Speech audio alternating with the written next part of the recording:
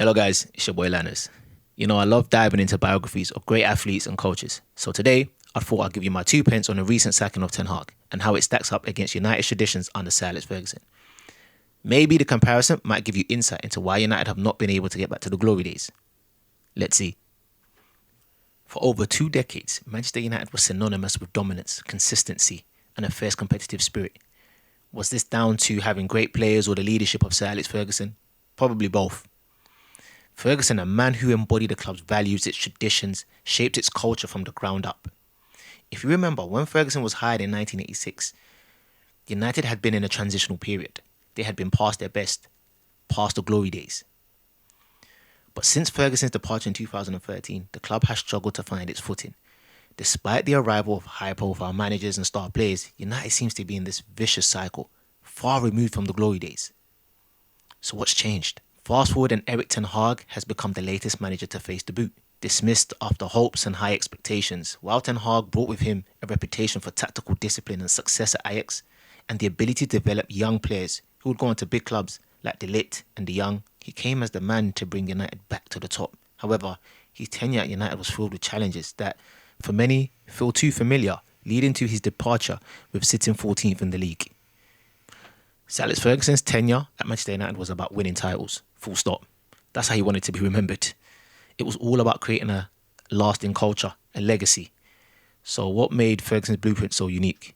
Well, at the heart of his success was his ability to know what his players needed and how to inspire them, the flexibility to adapt to any situation, and the long-term view of continuity, always looking at young players for the future, and creating a culture that kept his standards incredibly high, allowing players to govern themselves in the dressing room. Ferguson managed to stay at the top for over 2 decades, constantly evolving with the game, whether it was revamping tactics or nurturing young talent or making tough calls to keep his team hungry. Ferguson was focused on creating a dynamic that was conducive to winning at all costs. Ferguson had this innate understanding of Manchester United's identity and its history, its traditions, an identity steeped in attacking football, resilience, and fierce loyalty to the badge. This wasn't just a team; it was like a family. Ferguson stated that when he first came to the club, his first and most important move was to establish trust amongst his players and amongst his staff. His fierce loyalty to his players, especially in the media, created a culture of mutual respect and trust, a bond that was pretty much unbreakable. Gary Neville talks about that till today. His ethos of keeping negativity in the dressing room served him well amongst his players, and his ability to tell them the truth as he saw it, pretty impressive. Ferguson had a knack for having the right people around him, excellent coaches like Rene, Carlos Queiroz and Mike Phelan. But as Ferguson stepped down in 2013, he left a legacy of success and a culture built on trust, discipline and a fierce understanding of what Manchester United stood for. But replacing a figure like Ferguson requires more than just tactical know-how. It requires embodying those principles and truly understanding what Manchester United means. Since Ferguson's departure in 2013, Manchester United have gone through 5 different managers, each with a different approach and different vision. But despite their individual qualities and varying levels of experience, they've all struggled to recapture United's former glory years. David Moyes, Ferguson's immediate successor, was tasked with an impossible mission to fill the shoes of the club's greatest ever manager. Though handpicked by Ferguson, Moyes found himself overwhelmed by the demands of the role and was given less than a full season to prove himself. In hindsight, he may have made drastic changes to prove he was the man for the job. Changing too much too quickly might have been his downfall.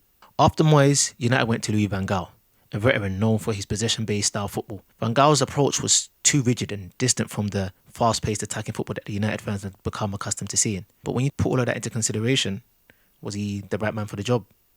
Jose Mourinho, a serial winner. Known for his defensive structure and charisma, Mourinho brought United their first trophy in the post-Ferguson era.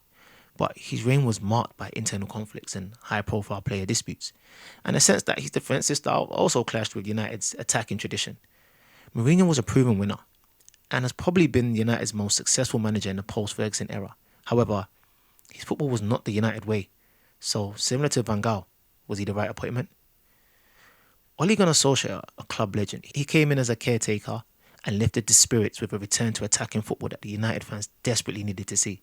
Fans embraced Solskjaer's commitment to the club's history and tradition, but his inexperience and lack of tactical clarity became clear as United's form dipped. He created a culture where it looked like the players were free and could express themselves on the pitch, but perhaps a name like Ronaldo being too big to turn down, showed his lack of conviction because although Ronaldo was United's top goal scorer, one could argue he wasn't what the club needed at that time. And then came Erik Ten Hag. Brought in for his successor Ajax, Ten Hag came with promise of discipline and tactical acumen. Yet his journey was plagued by a familiar set of challenges: player unrest, player confidence, and a lacking of football philosophy. Ten Hag's tenure, like those before him, ultimately failed to deliver the stability and success United had long been seeking. Did he deal with player discipline well? Debatable. One could argue his communication wasn't the greatest. Ferguson always said, you can't fool the United fans. They have eyes. And the Ten Hag's FA Cup wins couldn't mask the lack of philosophy and underwhelming signings. Erik Ten Hag arrived at Manchester United with a clear vision to bring discipline, structure and high standards to a team that desperately needed stability. In many ways, we all thought his views echoed the principles that Sir Alex Ferguson once held to take United to the top. Ten Hag quickly encountered resistance and his ability to gather trust was put to the test immediately. The cracks began to show as he faced pushback from within the squad, most publicly with players like Cristiano Ronaldo and Jadon Sancho. Ronaldo's public interview with Piers Morgan highlighted multiple issues with manager and club. The spat with Jadon Sancho also brought many unnecessary opinions he didn't need. Some who thought he was establishing discipline, and some thought a pattern was emerging where he struggles to gather trust from his players. Marcus Rashford has not turned out to be the player everyone thought he might be, and his signings have been underwhelming in terms of taking United to the next level. These situations raise questions about whether Ten Hag is indeed the man to get United back to the top. How would Ferguson have dealt with this? Ferguson was a serial winner before he came to United and was well aware of his standards, the United way, and the characters he wanted to work with. As a manager, everything won't be perfect, but you need some things to fall in your favour. Ferguson's 1990 Cup win bought him time, similar to Ten Hag's FA Cup wins, which bought him another season. However, where Ferguson spent big on players like Mark Hughes, Steve Bruce, Gary Pallister and Paul Ince, these signings proved to be the catalyst for United's future success. Meanwhile, the likes of Antony and aging Casemiro and young talent that haven't quite lit up Old Trafford yet meant Ten Hag struggled to find a balance between competing in the now and the long-term vision of continued success. Manchester United now face a pivotal moment. After years of searching for stability and a return to their former glory years, the question still remains: what will it take for United to find a manager who can succeed and get United back to the top of English football? With each managerial change, the club has gone between short-term fixes and long-term projects. But if United truly want to regain their place at the top, what do they need to focus on? Is there still a desire for a quick return to glory? The club's management structure has to provide a new level of support and patience needed to build a lasting foundation.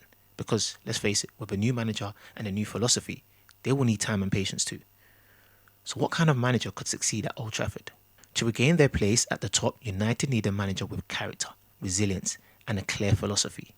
United need to look at a coach with intense character and an aptitude for winning. Ferguson was a proven winner before coming to United in 1986. Ferguson demanded high standards from players and gave brutal honesty with a long-term vision of bringing through youth. The talk is Ruben Amorim is next in line.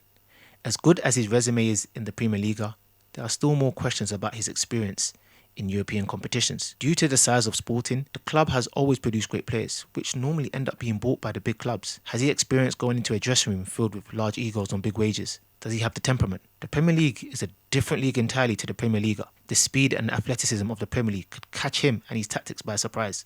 He is known for his 3-4-3 formation, but if his tactics don't work out at the start, can he adapt? The UK media can be brutal. Will he have the composure to answer questions effectively? His experience with young players and the youth gives him a great chance of succeeding at United. However, there are many questions he will need to answer to ensure he isn't chopped and chewed out like the previous managers before him. If Ruben Amorim becomes United's next manager, do you think he will be Manchester United's last stop and will have eventually found a man to get them challenging for top honours once again? Or will he be like the rest, full of promise but fail to deliver? What do you think? Let me know in the comment section.